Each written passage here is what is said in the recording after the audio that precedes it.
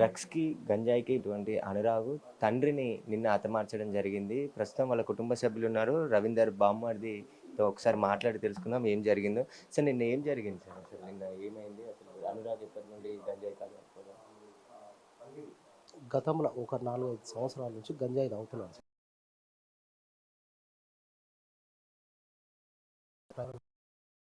హ్మ్. దీని నుంచి అక్క ఆడ స్నానం చేస్తున్నానంట.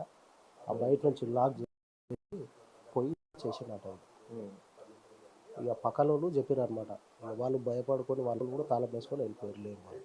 హ్మ్.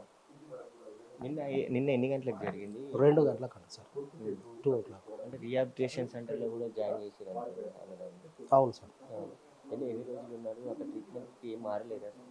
మారలేదు సార్, ఆ! మారలేదు. అక్కడ కూడా దాడి చేసిందా వాళ్ళపై? దాడి జరిగిందని చెప్పారు. ఆ!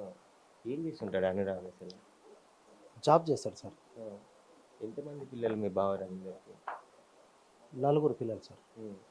ఏం చేస్తాడు రవీందర్? రియల్ ఎస్టేట్ బిజినెస్ చేస్తాడు సార్. హ్మ్. అంటే మీరు అనురాగ్‌తోని మార్చడానికి ప్రయత్నించారని చెప్తున్నారు గదా!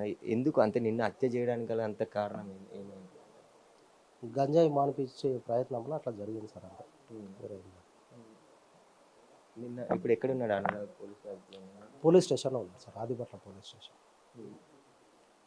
అయితే నిన్న 2 గంటల సమయంలో ఈ ఘటన జరిగిందని చెప్తున్నారు. ఇదే ఇంట్లో అక్కడ కూర్చున్న తర్వాత బయటికి ఆయన పరుగులు తీయడం జరిగిందని చెప్పేసి కూడా కుటుంబ సభ్యులు చెప్తున్నారు. అయితే గంజాయికి అలవాటై డ్రగ్స్ వాడుతూ రిహాబిలిటేషన్ సెంటర్‌లో కూడా ఆయనను చేర్పించడం జరిగింది. కానీ అక్కడ కూడా రిహాబిలిటేషన్ సెంటర్‌లో ఉన్న వారిపై దాడి చేసి మళ్ళీ ఇంటికి రావడం జరిగింది. ఇంటికి వచ్చిన తర్వాత కూడా ఆయనలో మార్పు రాలేదు. నిన్న అన్నం తింటున్న సమయంలో తండ్రిపై పెట్రోల్ పోయడంతో కిందికి పరుగులు తీశాడు. అప్పటికే నిప్పంటించి ఆ తర్వాత బండరాయితో తలపై మా కొట్టి చంపిండని చెప్పేసి కూడా కుటుంబ సభ్యులు చెప్తున్నారు. ఈ ఘటన పైన ఆదిబట్ల పోలీసులు కేసు నమోదు చేసుకొని ప్రస్తుతం అనురాగ్ని అదుపులోకి తీసుకొని విచారిస్తున్నారు. అనురాగ్ సంబంధించిన డ్రగ్స్ గంజాయి కూడా ఎవరు సప్లై చేస్తున్నారు అనే దానిపైన కూడా వివరాలు తెలుసుకొని వారిని కూడా అరెస్ట్ చేసే అవకాశం కనబడుతుంది.